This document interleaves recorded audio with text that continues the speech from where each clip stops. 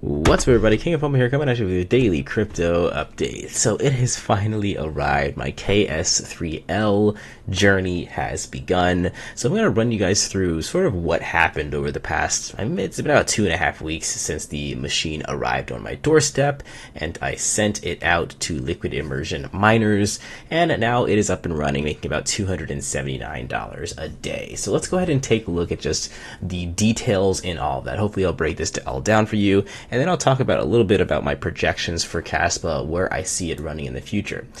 So if you guys haven't really realized, I haven't been making tons and tons of content on this channel, as sort of we're in this crypto sort of sideways cycle. But the few things that I've talked about over the past kind of 3 or 4 months have been Pulse Chain and Kaspa. So right here, this is the Iceriver website. A lot of people were thinking that these machines, these ASIC miners, were shady, for going back 1 or 2 months ago. But now that people have got them in their hands and running, they're looking like people are sort of regretting not buying into this stuff. So right here, this is what I purchased. I purchased the Kaspa KS3L. So just so you guys understand how much this cost and where my ROI point is, I purchased the KS3L when it was about $24,000, and then it arrived on my doorstep about last Tuesday, so about a week and some change ago. It arrived here. Now, when it arrived here, actually, I think it was about 2 weeks ago now I'm thinking about it, like 2 Tuesdays ago. But when it arrived here, I did have to pay customs duties of about $6,000, which brings my total cost for this KS3L to about $30K. Now, you might be saying, well, King of Fomo, that is an insane amount. Why would anyone ever purchase this thing for that much? So let's go ahead and take a look at some of the reasons why I purchased the KS3L. So let me find this right here. We're gonna go to ASIC hosting, and I believe it's this right here. So I want to show you guys the miner profitability, so you can understand sort of why people are jumping on the Kaspa hype wagon. So here it is. These are all the Icerivers. These are all the machines that we just took a look at, from Iceriver KS0 all the way up to the Iceriver KS3, and this is the profitability per day from running this machine. So like I said, I'm on the KS3L, which actually has the lowest ROI point. So in about 2.3 months, if everything stays the same, which it won't, I'm going to be able to get ROI on my machine. And then after that, again, if everything stays the same, which it won't, I'll be making $276 every single day, which is really nice. So that's pretty cool stuff right there. And we can take a look at just my statistics right here. This is my dashboard right here. And sure enough, it has been paying that exact amount. So you can see my estimated earnings for the next 24-hour period is about $273.14, and my total pay is about $1,500. So it is paying itself off. A lot of people that kind of were worried about putting down that big chunk of change, the worry is less for me now, because even though it's still, like, even for me, that's a huge amount of money to put forward. Being able to get closer and closer to that ROI is what I'm looking forward to. And there's other factors that I looked into before purchasing this KS3L, which is, does this coin have a future? I don't want to spend that kind of money for just a pump and dump or anything like that. And from what I've discovered for Kaspa, I think it does potentially have a very good future ahead of itself. So we'll take a look at some of those reasons why. But yeah, I'll keep giving you guys the update on this out. Now, have I decided to sell? I'm selling certain portions of it, but I'm also not selling everything, because I do think that Kaspa has the potential to continue to rise, which will decrease my ROI time if I wait to sell and Kaspa continues to rise. So we can see that the crypto market over the past week has been pretty crappy, right? Look at the past 7 days. There's only a handful of coins that are in the green. In fact, most of these are stable coins, and you have Thor chain right here up 21%. And then you look at mostly everything else. Most of everything is down about 20 to 10% minimum for the top 100 coins. coins, which is, pretty disappointing. But if you look at Kaspa right now today is up about 4.5%, and it's not really down 80% over the past 7 days. So this is the performance of this coin has been astronomical. And if we even zoom out, you might be saying, well, this is just an anomaly. It's just a one day thing. If you zoom out for the entire year, even if you look at all cryptocurrencies, we're just gonna keep it basic. Look at the top 1,000. Kaspa is the number 4 gainer for the top 1,000 coins at upwards of 2,000% compared to 1 year ago. So this coin is definitely doing extremely well, and I'm happy that I picked it out and I'm sort of running with it at the moment. So there are some worries that people have about Kaspa, one of them being the fact that we have all of these miners out now, these Iceriver miners, even the Bitmain miner that we talked about a little earlier. Let's see where here it is, the miner profitability. Yeah, the Bitmain miner. And as these things are hitting the market, as these things are getting in people's hands, the thing that people are worried about is that there's so many miners out there that the hash rate will keep going up and the profitability will go down a lot for people that bought into here, which is definitely a possibility, right? If people are spending 30K on these machines, then these machines are going to take you can look at, Cadena is one of them. All these things that you're seeing down here, plus 360 months, that's like, 10 years plus before you can pay off the miner. And that's what people are worried about, especially, they compare Kaspa with Cadena. And you can see that a lot of these miners, they were in the same position when they first launched. People were making buku bucks from turning on these miners, and now you're losing upwards of $5 a day from running these things because the price crashed and because the hash rate went up so much. So many people got their hands on these miners. They essentially made themselves useless. So Kaspa, again, could be in the same situation, but you have to keep in mind there's a few things that people don't know. We have 2 manufacturers right now. We have Bitmain and we have Iceriver for the ASICs, but we don't know how many they're going to be producing. It's not like they have an unlimited amount of ASIC miners to push out every single day. So just that fact alone, the fact that it's rate limited on how much product they can produce and push out there, is going to, it's not going to crush the profitability too much, because we're still seeing some insane profitability of $276, $400 a day from running these things. So that's the first thing you want to keep in mind. Speaking of hash rate, where did my screen go? Right here. I wanted to show you guys the hash rate. Right now the hash rate's at 12.10 petahash. That is insane. The last time I talked about this, we were at about 2.1, 2.3. Then the Icerivers hit the market, and a lot of people got those KS1s, KS2s, now KS3s and 3Ls, and how the hash rate has gone up. It's at an all-time high pretty much every day at 12.10 petahash. Let's look at the weekly and see if it's been higher than that. Yeah, about 12.3, 12.5. Almost 13 petahash is the all-time high. So pretty crazy stuff right there.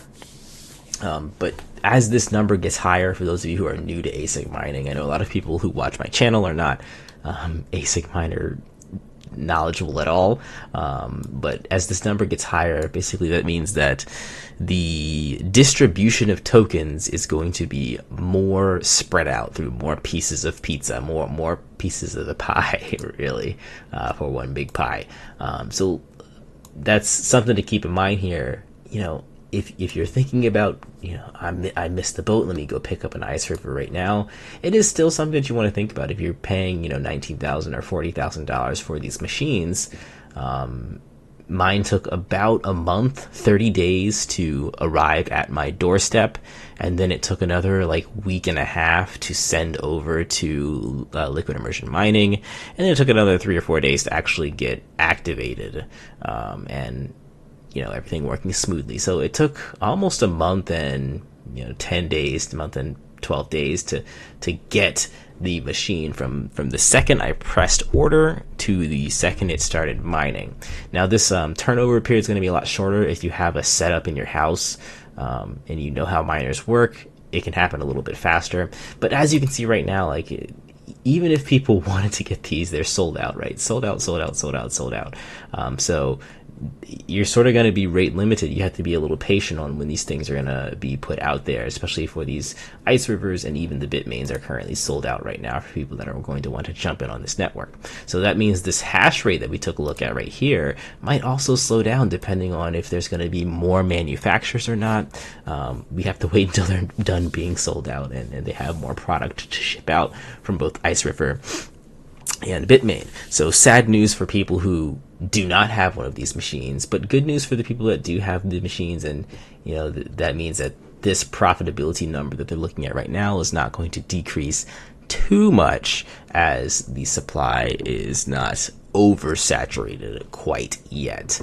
So the next thing we can take a look at is the emission schedule. This is what sort of makes Kaspa a little bit different than a lot of other mineable coins. They have a very, very aggressive sort of halving schedule or emission schedule. If you guys are familiar with the halving, what that means is every halving period, the reward that miners get from mining Bitcoin is sliced in half, which makes the price of Bitcoin, or at least theoretically makes the price of Bitcoin, go up a lot because it's worth more. It's more scarce. Supply and demand. There's going to be less supply with the same amount of demand. Now Kaspa does the same thing, but a lot faster, right? Your halvings, right, is every, like with Bitcoin, it's like every 4 years, every 2.5, 3 years. With Kaspa, you're looking at every single year. So this was the first year. On 5/8/2022, we had 440 Kaspas being emitted every single second. And then 1 year later, on 5/8/2023, you're looking at the halving, right? 220 Kaspa being emitted every single second. So the fact that, I think that's one of the biggest factors as to why this price of this coin is staying so high up and continuing to move so high up, because they have this very, very aggressive emission schedule in terms of the amount of coins being produced, getting put out there. And that's going to be good, again, good for everyone, right? The miners can secure their bags right now if they do believe in the coin.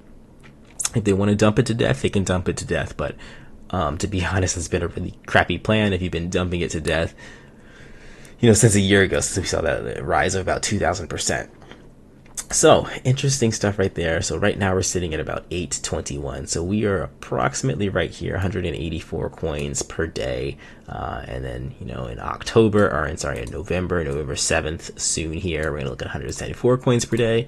So this is, in my opinion, the period to stack up on your bags if you do believe that Kaspa is going to be a coin that's going to survive even just another year, right? If you're looking just a year out from now, there's a lot of supply that's going to be decreased if the demand stays the same. You're looking at a 2x in the price very, very soon. So this is all good news. I mean, you can look at this. The coins do eventually go to essentially nothing. And once that happens, there's some other things in the works for Kaspa in terms of how you can get paid with rewards. But we won't get into that in this video. That's going to be a whole separate video in itself. So what else can we take a look at? Some other things to take a look at here is, I guess, just the prediction. People like to look at the prediction of, where can Kaspa go? And now Kaspa is a coin that's unlike any other right now in cryptocurrency. And you might be saying, well, it's a stretch. Well, it's not really, because I mean, again, extrapolate out from the past year, and you can see that as the fourth best performing coin over the past 1,000 days, it is an anomaly. Why is Kaspa doing so well in this bearish bear market, right? With all the news about everything regulation wise and just crypto not performing super good for this next halving, why is Kaspa doing well? And I mentioned this in my last sort of live stream when I talked about it. One of the reasons I think is, we talked about that emission schedule, but also regulations, right? All these, the SEC is considering most of cryptocurrencies to be securities, which causes uncertainty for a lot of these other coins.